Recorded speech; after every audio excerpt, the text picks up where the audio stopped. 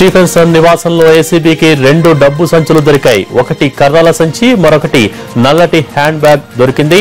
రేవంత్ రెడ్డిని అరెస్ట్ చేసే సమయంలో ఈ బ్యాగ్లను కూడా తమతో తీసుకెళ్లారు ఏసీబీ అధికారులు.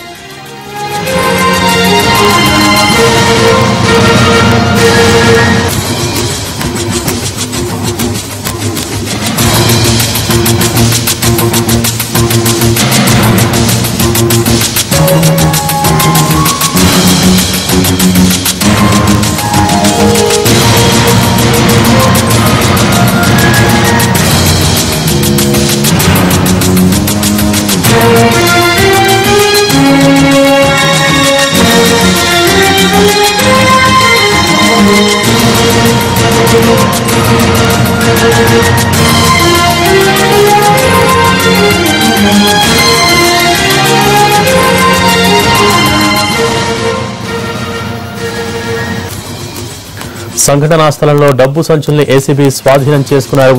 మరిన్ని వివరాలు మా ప్రతినిధి రమేష్ వైట్లు అందిస్తారు. రమేష్ చెప్పండి, డబ్బు సంచుల్ని ఏసీబీ స్వాధీనం చేస్తున్నట్టుగా మనం ప్రస్తుతం విజువల్స్ లో కూడా చూస్తున్నాం. దీనికి సంబంధించి పూర్తి సమాచారం ఏంటి? ఏదైతే రేవంత్ రెడ్డి డైరెక్ట్ గా ఎమ్మెల్యే అయిన నామినేటెడ్ ఎమ్మెల్యేకు డైరెక్ట్ గా డబ్బులు ఇవ్వడానికి సంబంధించిన విషయంలో ఏసీబీ రేవంత్ రెడ్డిని అరెస్ట్ చేశారు. అయితే రేవంత్ రెడ్డి ఏదైతే డైరెక్ట్ గా స్టీఫెన్సన్ కు డబ్బులు ఇస్తున్న ఏదైతే డబ్బుల కట్టలకు సంబంధించిన దాన్ని కూడా అధికారులు స్వాధీనం చేసుకున్నారు. అయితే మొత్తాన్ని కూడా ఈ మొత్తం వ్యవహారాన్ని ఏదైతే ఈ డబ్బులు కావచ్చు, డబ్బుల వ్యవహారాన్ని తర్వాత డబ్బులు ఏ నోట్లు తీసుకొచ్చారో అన్న దానిపైన పూర్తిగా అధికారులు అక్కడే దాదాపు 2 గంటల పాటు రేవంత్ రెడ్డి సమస్యలోనే పూర్తిగా పంచనామా నిర్వహించారు.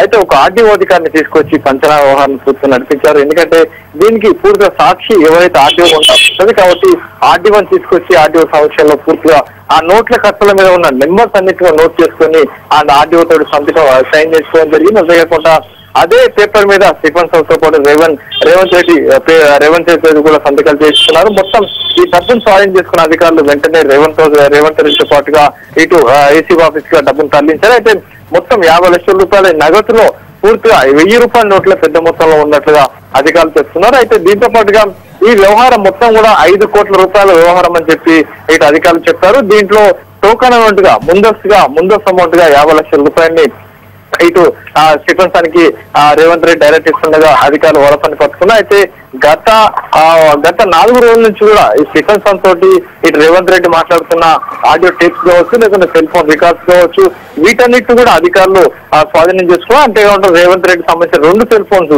ఒకటి పర్సనల్ తో పాటుగా ఇంకొక సెల్ ఫోన్ అంటే అతను అఫీషియల్ గా కొన్ని యూజ్ చేస్తుంది, దీంతో పాటు మరొక నెంబర్ కూడా 2 సెల్ ఫోన్లు కూడా అధికారులు సీజ్ చేయడం జరిగింది. దీనికి సంబంధించిన కాల్ తో పాటుగా మిగతా వ్యవస్థను కూడా అంతా కూడా తెప్పించే ప్రయత్నం చేసి దీంతో పాటుగా ఈ వ్యవహారం ఏదైతే కొంతమంది వ్యక్తులు తనకి ప్రలోభ పెట్టి డబ్బులు ఇస్తామని కొంతమంది ఎరవేస్తున్నారని చెప్పి స్టీఫెన్సన్ స్వయంగా ఏసీబీతో పాటు ఇటు పోలీసు అధికారులకు చెప్పడం జరిగింది. దీంతో అప్పటి నుంచి కూడా ఈ స్టీఫెన్సన్ ఫోన్ తో పాటు రేవంత్ రెడ్డి ఫోన్ కూడా అధికారులు పూర్తిగా టాచ్ చేసి ఆ రికార్డ్స్ ను కూడా పూర్తిగా స్వాధీనం చేసుకున్నారు. దీన్ని పూర్తిగా టెక్నికల్ గా రేవంత్ రెడ్డి పూర్తిగా ఇందులో ఈ కేసులో ఇరుకపోయినట్టు జరిగింది. Thank you Ramesh.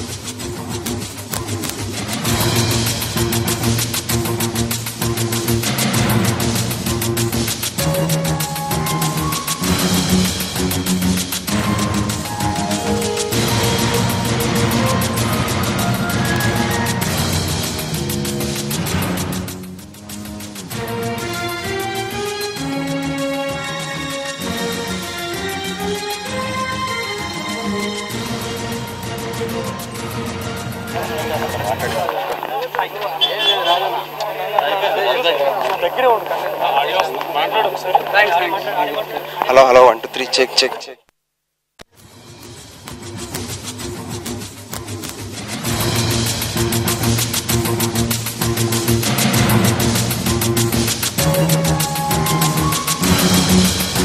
రేవంత్ రెడ్డిని అరెస్టుకు సంబంధించి ఏ చార్జెస్ మీద అరెస్ట్ చేశారన్న విషయం కూడా న్యాయవాదులకు ఇప్పటిదాకా వాళ్ళు తెలియజేయలేదు. ఇక్కడ ఏసీబీ అధికారులు కానీ కుటుంబ సభ్యులు కూడా ఈ సమాచారాన్ని వాళ్ళు ఇవ్వకపోవడం జరిగింది. ఎందుకంటే రేవంత్ రెడ్డి సోదరుడు కొండలరెడ్డి కొద్దిసేపటి క్రితం ఇక్కడికి వచ్చి ఏసీబీ అధికారులను కలవడం కోసం తీవ్ర ప్రయత్నం చేస్తే అతన్ని ఏసీబీ అధికారులు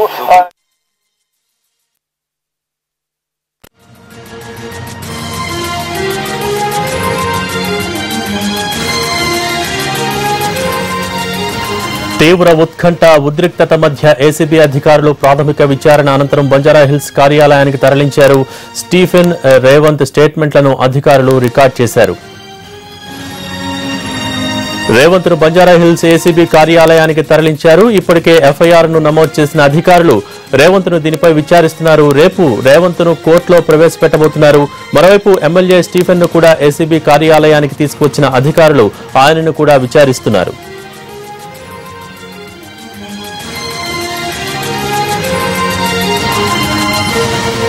No issue about that. My simple query to the seniors here is, how can you interrogate a person without allowing even legal? They have to comply with the 41 CRPC. 41C they have to comply. The police have to comply. 41 CRPC comply కావాలి కదా. They have to give the notice. We have to give the explanation. That is mandatory. Supreme Court has made it mandatory. AK బాస్ supreme court order ఉల్లంఘించి Supreme Court order is ఉల్లంఘన ఇది. అసలు ACB attract కాదు, is not an employee, is an public servant. Because we need to be able to tell him that he has right to action kadandi. I'm being very polite. I'm not forcing ఏమీ చేయట్లేదు.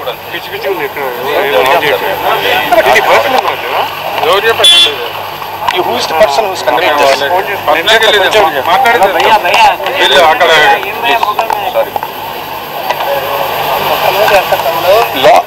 Legal counsel no allow చేయకపోవడం ఇది ఎంతవరకు సబబండి? How can you how long has he been under your custody?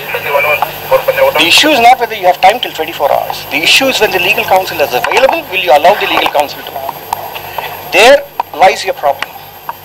The unconstitutionality of what the police is doing right now in not allowing him to meet his legal counsel is palpable. ఆయన contact చేయలేదు. బులెటిన్లో short break తీసుకుందాం.